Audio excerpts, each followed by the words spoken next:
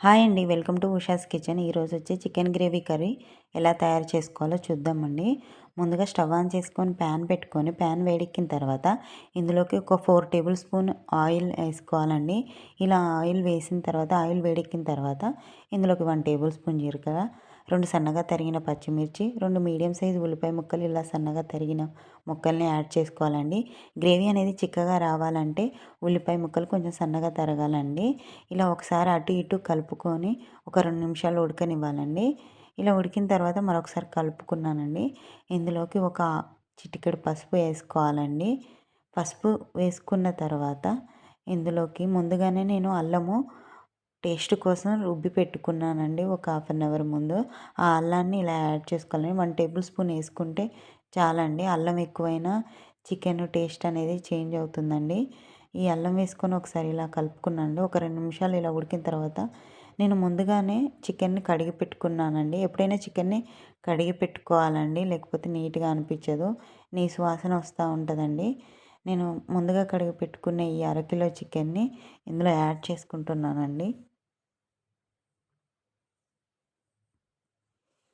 మొత్తం ఇలా వేసుకున్న తర్వాత ఒకసారి కలుపుకోవాలండి.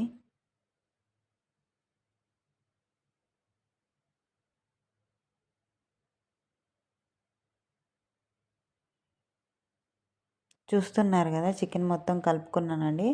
మూత పెట్టుకోవాలండి. ఇప్పుడు ఒక 5 నిమిషాలు ఉడకనివ్వాలండి. ఒక 5 నిమిషాల తర్వాత మూత తీసి చూస్తే ఇందులోకి కొద్దిగా వాటర్ వచ్చిందండి.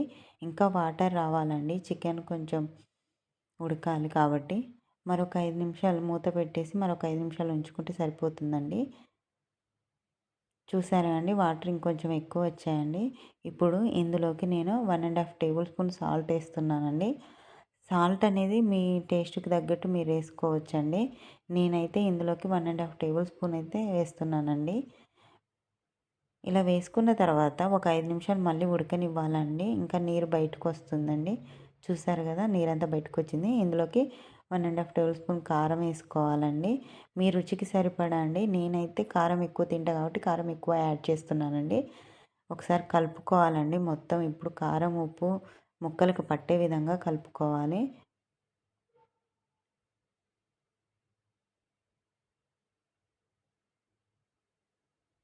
ఇప్పుడు ఇలా కలుపుకున్నాం కదండి, దీన్ని మరొక 5 నిమిషాలు ఉడకనివ్వాలండి. కొంతమంది బాగా మెత్తగా ఉడకాలి అనుకున్న వాళ్ళు ఇంకొక 8 నిమిషాలైనా ఉడకనివ్వచ్చండి. నేనైతే 5 మినిట్స్ చాలనుకుంటున్నా అండి. ఇప్పుడు ఇందులోకి చికెన్ మసాలా యాడ్ చేస్తున్నానండి. నూరిన మసాలా మీరు అప్పటికప్పుడు ఉంటే అవి కూడా యాడ్ చేసుకోవచ్చండి. నేనైతే ఇక్కడ చికెన్ మసాలా యాడ్ చేస్తున్నానండి. ఇలా యాడ్ చేసిన తర్వాత మరొక 5 నిమిషాలు మూత పెట్టి పక్కకు పెట్టుకుంటే సరిపోతుందండి. ఎంతో టేస్టీగా ఉండే చికెన్ గ్రేవీ కర్రీ రెడీ. ఈ వీడియో కనుక మీకు నచ్చితే లైక్ చేయండి, షేర్ చేయండి, అలాగే సబ్స్క్రైబ్ చేయండి. పక్కనే ఉన్న బెల్ ఐకాన్ నొక్కడం మర్చిపోకండి. Thank you.